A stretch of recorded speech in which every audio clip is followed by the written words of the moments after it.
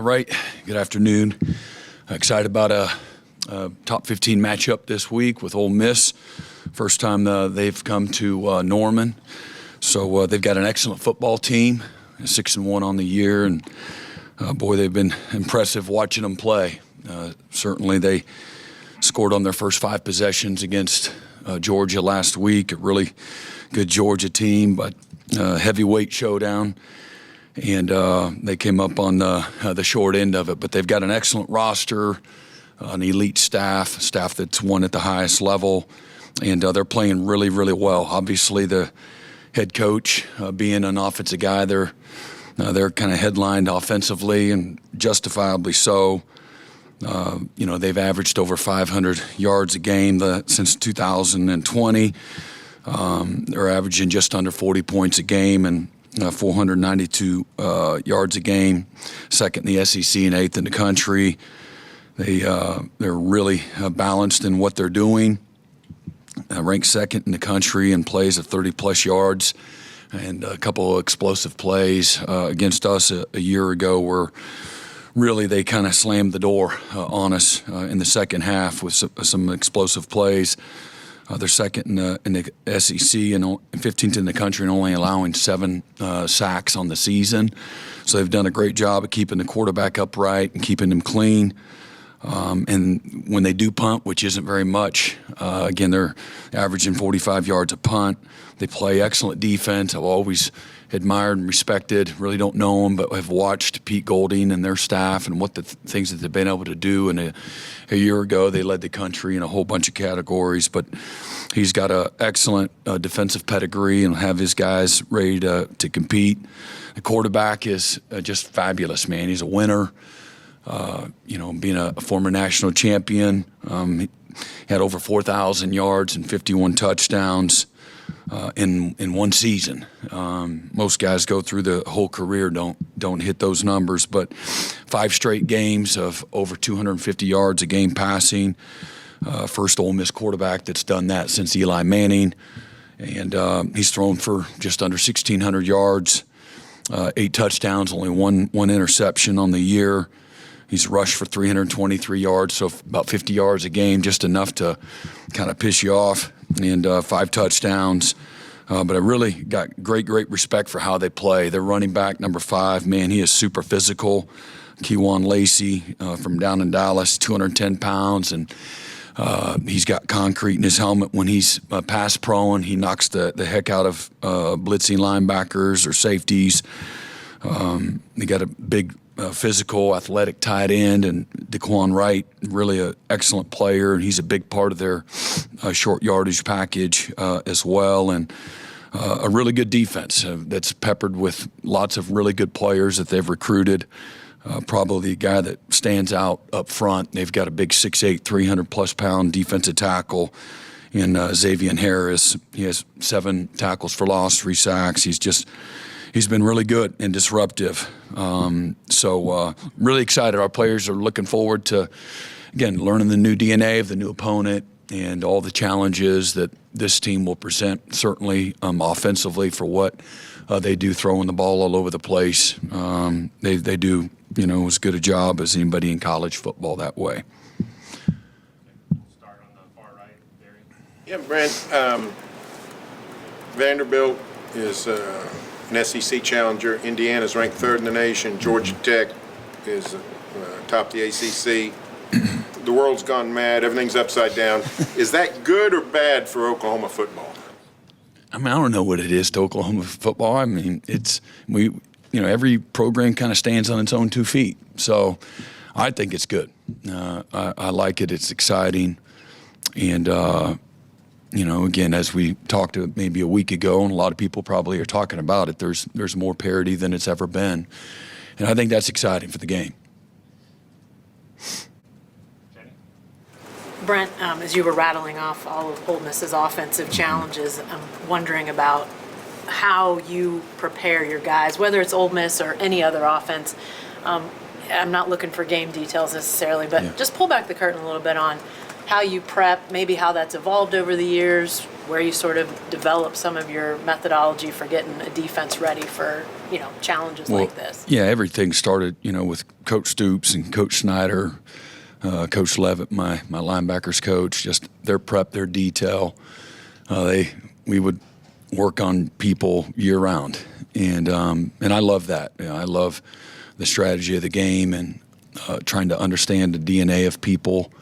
Mentality as much as you do the scheme. I think that's important. And then you study people in their most stressful, pressure-filled, game-on-the-line moments.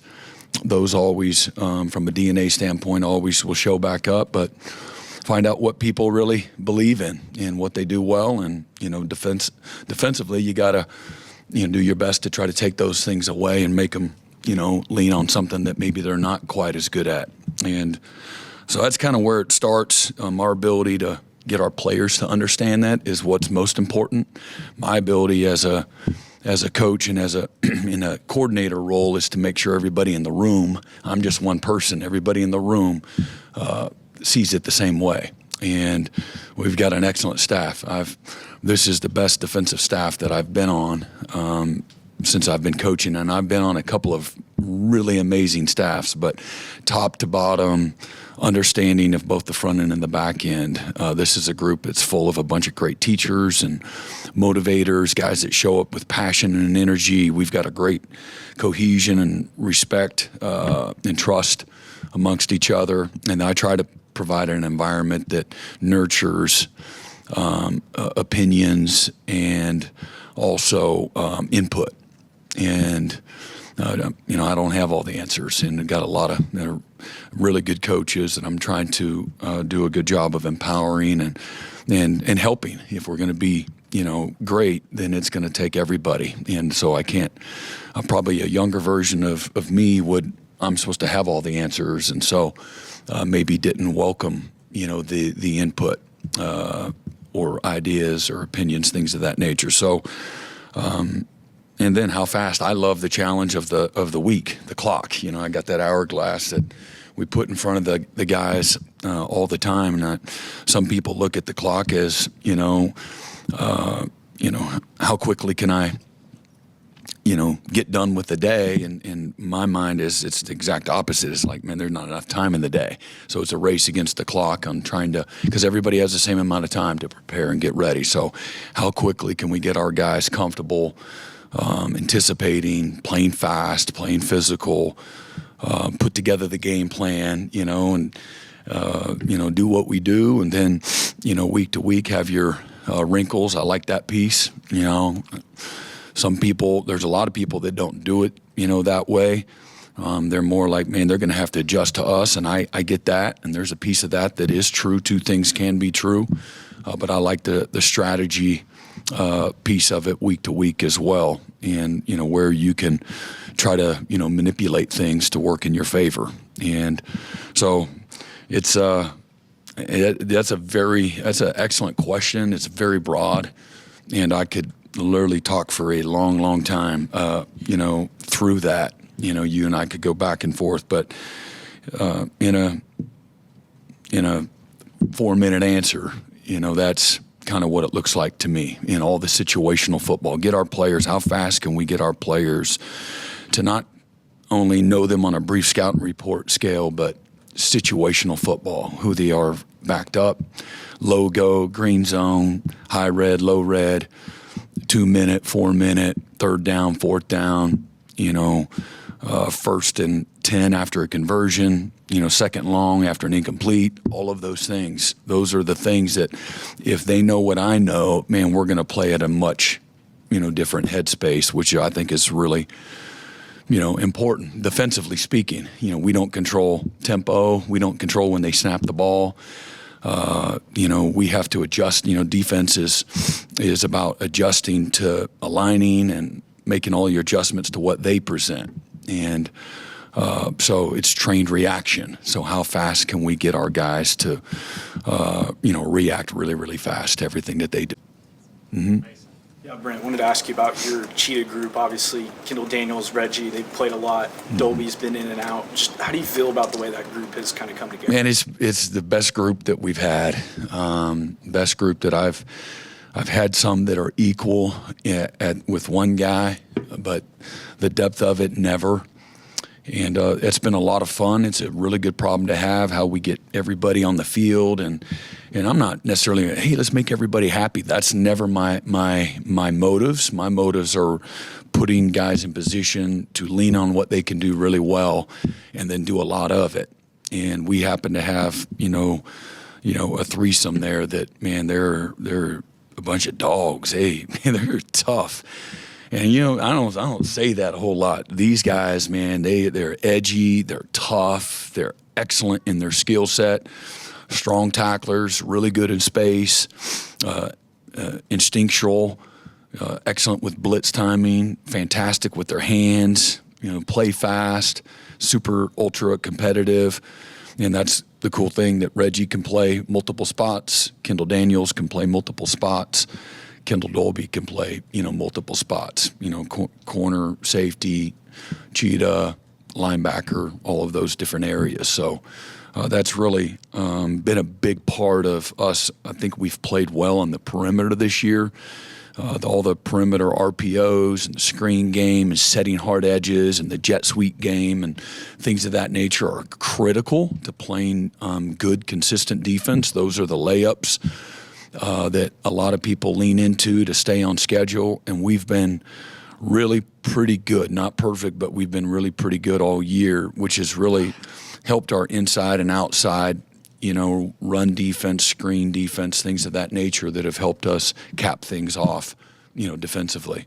Dolby, he popped up late on the injury report Friday night. Just what's his situation right now? Yeah, he's just trying to, figure everything out. But he's practicing and, so that's kind of where he is. He'll be available.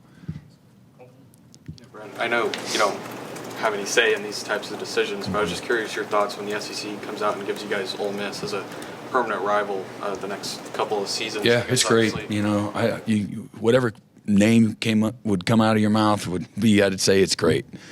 It's a really good conference. Everybody's going to present their own challenges, so I think it's great. You guys obviously I think only played them twice every year. Not much history with them.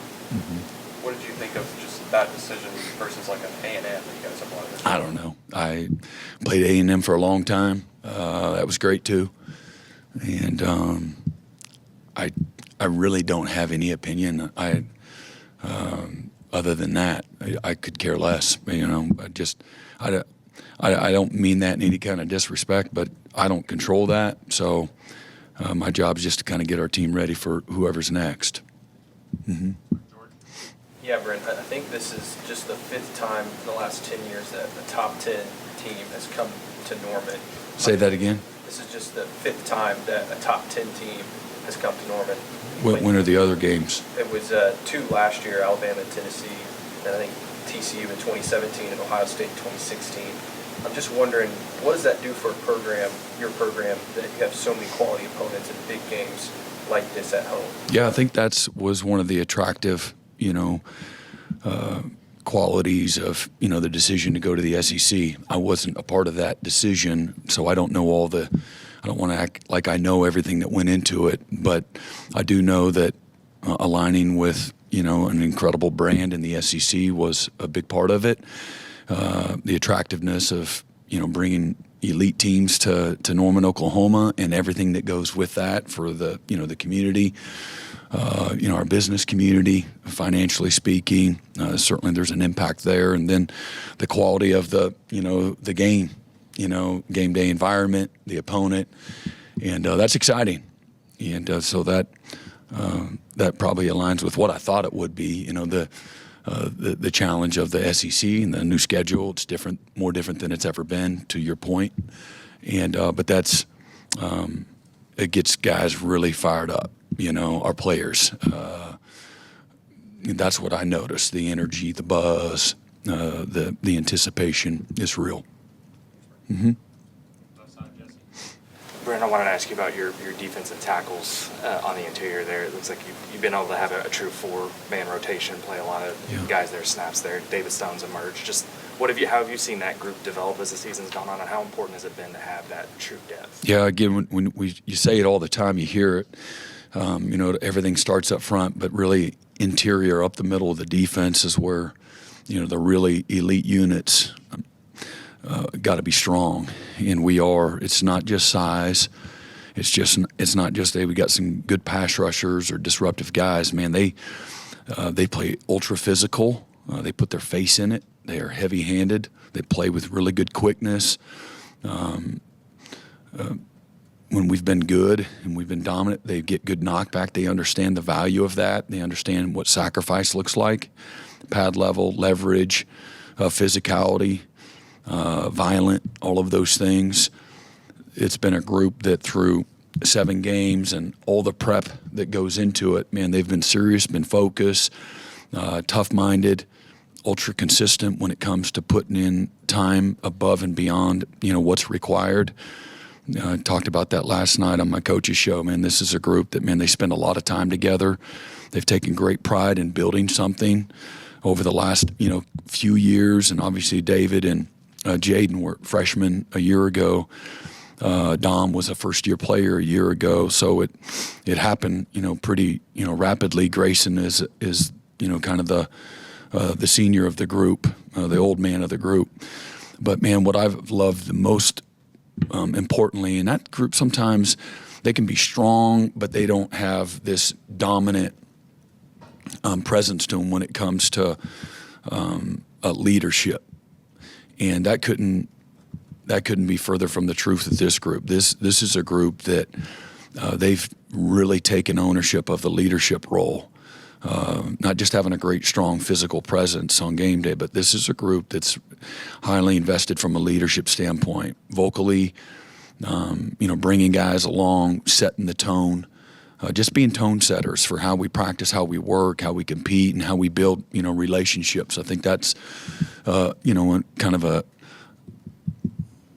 piece of all of it that is really, it's kind of the magic to me. To get in a group that really genuinely loves each other, knows each other, spends a lot of time together, has each other's back. Man, they care about one another, so they sacrifice more. They give more. They practice a little harder. They spend more time preparing week in and week out and take immense pride in the product. And so, where I don't have to say, hey, Grayson, I need you to get up and say something to everybody today and tell everybody you stunk, a week ago and you didn't play to your ability and you could have done better. No, he's just taking it on his own. And we have more players they're doing that. So just great self-awareness, humility, all those kinds of things. But that's been a group that has made we haven't had that the last few years, and so that's been a real critical part of building the defense and getting it to where it is. And there's still more to be had, and that's the cool part. And these guys are hungry for that. Mm-hmm. Brent, you mentioned how deep and what the cheetah room has looked like. What has it meant for Wes to be coaching them, and how has he evolved? Man, so you don't understand how fun that is for me to have him.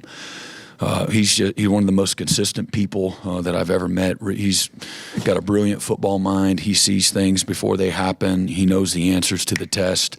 When anything goes wrong, he understands the fundamentals at all 3 levels of the defense that go along within the scheme and the drill work that you need to be doing in a very limited amount of time. How do you maximize your time? He's super efficient on and off the field, gets along with everybody.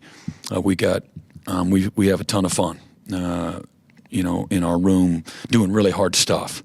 And but he's done a great job at mentoring and coaching those guys, and the players have had a lot of fun, really kind of getting to know him. He's a little bit more of a quiet guy on the field until you screw up, and then it's holy hell. And it's a real Jekyll and Hyde, and so I think initially people were pretty surprised, but it gives me great comfort too, because I know he knows his stuff, and I know he knows me. And when I ask to get certain things done, he always over-delivers. And so he does that for the players. He does that for the rest of the defensive staff as well. I just wanted to ask you, Coach Dreiling, how much has his role on the team this year? How huge has that been? Yeah, he's been awesome. Nate's a dude. He's got great instincts as a coach, great football mind, all the things that made him a great football player from a leadership standpoint and an instinct standpoint, and understanding the game of football standpoint. Not only growing up as a coach's kid, but man, he surpassed his dad, in all of his dad's a 10-time state, high school championship coach.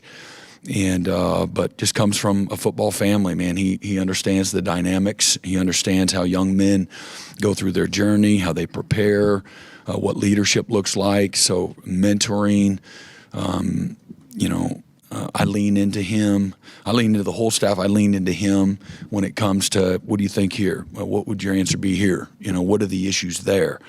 And then he's done an awesome job. Him and Wes, they meet together a lot with the backers, and I love watching that happen, where never know when you bring people together that have been, coordinators, and Nate's been spent a season as a head coach, and they've both had ultra high-level, elite-level success as national champions in their own spaces, how that all will work. And it's been a whole lot better than I could have ever have asked. And but the players will tell you, man, he's a great, not a good, he's a great teacher. He's elite at what he does. Fundamentals, what you should and shouldn't do as a linebacker, what you can and can't do, and how it matches up with the different schemes.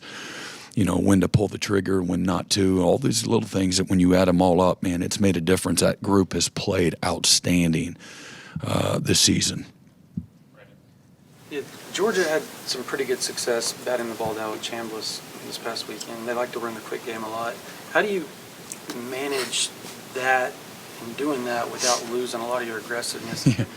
That's a good question. I'm just smiling just because, it's a feel thing. It's an instinctual thing. And there's some fundamental. We work the drill every day when it comes to, playing the quarterback's, hand and with your offhand and things like that. But one of the keys for Georgia is, they got a bunch of big, long, rangy dudes that, their hands would go, to the clouds. Their arms would go to the clouds. And so that helps too. Being a long front, but they did a nice job. I think you always want to disrupt, the quarterback, and you want to affect the quarterback. And so playing fast, but not sitting there looking in the backfield the whole time. There's a delicate balance to all of it. And so you figure that out, week to week. But there's some fundamental things to it too, when you should or shouldn't be doing those types of things. But you want your players to have great awareness, and not have their head buried and, I thought you said do my job, and, but you got to have awareness too. I think instinctive players have awareness, and I think trained players have awareness. We need to affect the quarterback to have a chance to win this week. That kind of goes without saying. So that'd be, a big part of the game if we were able to do that without a doubt. And they hit some late, in the game that made a big difference on a couple of last drives. Yeah, Brent, when you look at some of the toughest, stretches in OU football history schedule-wise, a lot of people think back to Red October 2000, playing Texas, Kansas State, Nebraska. What do you remember that just kind of got you guys through that stretch? Just taking them one at a time. We were certainly we didn't know how good we could be in that season, and certainly. Going into the Texas game, they were a favorite, but we played really well. We got really hot, and we played really well there. Certainly that game and the next couple of games, there was a real challenge. I thought we overcame, and we learned a lot about our identity of our football team through not a lot of challenges that week against Texas, I think 63-14, and then went to Manhattan. They hadn't lost at home in 4 years. And we got up on them, and then they came roaring back like you would expect them to. That's 2 years removed from when we were there. We were the number one team in the country, number one defense in the country. So they had a tremendous, culture, and Coach Snyder done an amazing job there, a championship team. And but we were able to withstand on the road. A big comeback by them late in the fourth quarter. I think we still won by a couple of scores. And then Nebraska, being down, 14-0. And they had mowed through a lot of people, and it could get pretty overwhelming what they were able to do to people. And I remember Coach Stoops, just having great poise under pressure, right? Having poise under pressure from a leadership standpoint. Hey, man, just settle down. We're overrunning stuff. We'll be fine. All right, let's just play our ball. And then I think 31 unanswered points. But we went through challenges. We had several games there that we didn't look great. We figured out a way to win. And so we were able to overwhelm people at times. We were able to figure out a way to win when things got ugly. And that's a mark of a good football team. And then even, Hype had a bad arm, had issues with a sore elbow, and that was swelling up. And so even then, fighting through some injuries and being good enough. And then the defense grew up as the season went on. That was a defense that early in the year we were okay. But man, we had some excellent players that we hadn't really developed a real identity. But as the season went on, and the offense after Red October really wasn't able to dominate as much as they had, we kind of figured out, how we needed to complement each other. And just thinking out loud as you asked that question, but that was again the season that we're playing Oklahoma State out here at their place. It's 3-8, and we go to the wire. The last play of the game, I think they're throwing a fade route to the big tight end they had. Is it maybe Rivers? Maybe not him, but Rivers going against redshirt freshman Derek Strait, corner. And he goes up and he knocks the ball, out of his hands to win that game, and then go to play Kansas State again, and in a rematch and 27-24, and again find a way to win. Tim Duncan kicks the knuckleball field goal to win it, and the Oranges were flying. So that's kind of briefly what I remember, about that 25 short years ago. But that every year has this unique story, all of its own, and identity, the players, the moments, the adversity, all those types of things, the challenges of a season. Mm-hmm. Yeah, Brent. Ben was just up here saying how on team flights he's usually taking a nap or watching a movie, but when y'all were going to South Carolina, Giovanni came over and sat with him for like 90 minutes, going over plays, watching some more film and prep. Do you often see players do that on flights? And I guess what does that say about Giovanni's initiative and just his want to get back to where he was before the injury? Yeah, I would call that abnormal. That's not the norm. It doesn't surprise me. He loves ball, and it's really exciting for us to watch him, get back into this rhythm and the confidence and those types of things. But he's very hungry. He shows up every day to the facility with an edge and a hunger, and wants to contribute. And I didn't know that he did that. So I'm not surprised, but that is definitely abnormal. Sticking to your receiver room with Satania, 7 games in, he's basically set career high for every mark for him. But we've talked about what makes him so threatening, play big, stuff like that. Have you seen his confidence grow and kind of grow into his role this year as he's continued to have a ton of success? Yeah, I think it's come through just a body of work. Through having success, we've really leaned on him. But he's a very instinctual player, got fantastic ball skills. He's got he loves to compete. Plays with a lot of confidence, super aggressive. You see a wiry guy like him always falling forward, but he's scrappy. Said it in the spring that he was our most consistent player. Did more, contributed more, impacted, has a chance to impact us, supernatural, returning kicks as well. But, man, he's the same guy every day. And low maintenance, those are your favorite types of players, ultra consistent, low maintenance, ultra competitive, real physical and mental toughness to him. That the players, it resonates with the players. He's become a leader just by making everybody around him better, man. people really like it on both sides of the ball, all three phases. They really look up to Isaiah. Yeah, so Coach, you've mentioned that you're kind of a fan of ball in general. And I wanted to ask you about Ole Miss's quarterback, but I want to ask you about his story a little bit and how that resonates with you as from the outside looking in, a guy who played 1 year, a guy who wasn't even the starter going into this season, as a guy who kind of, I think you got a soft spot for underdogs.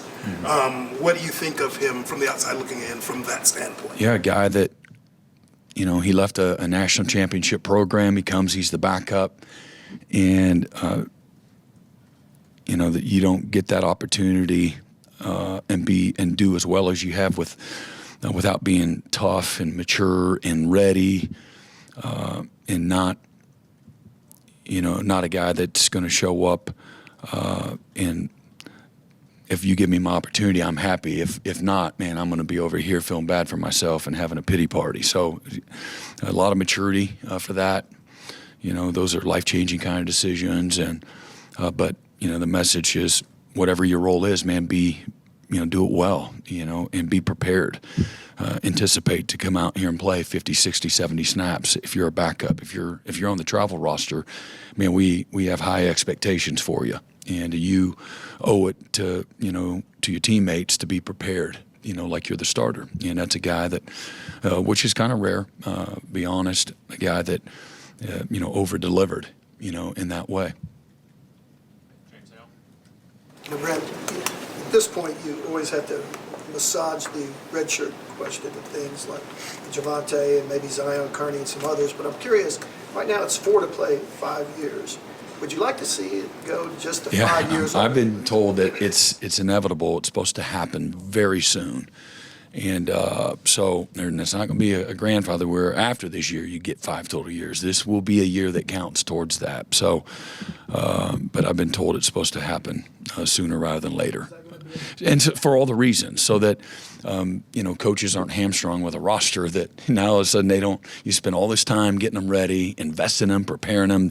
You made hard decisions where they became a too deep guy, and then all of a sudden, at some point in time during the season, if that rule isn't there, then it can make things a little more challenging than it needs to be, and mentally and for your roster standpoint and week to week, getting guys ready to play. So I think that'll happen soon. It needs to, for lots of reasons. Let guys have 5 years. And one of the reasons is for that the NCAA will likely pass that. And then the other is so that they don't have to have all these cases of giving an additional year and they're getting into the 6th and the 7th year and all of that. Get 5 years.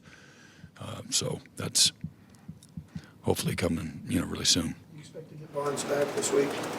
I don't know. We'll see what he looks like today. Left side, third row, Jay. Coach, how much fun has it been to see Taylor Wayne's development and just into becoming such a key piece of this defensive unit this season? It's been great, man. Again, got a great story. No, I don't want to be redundant in going back through that, but again, to your point, and I made this point to our team again on Monday. This is a guy that he's not coming up negotiating about time.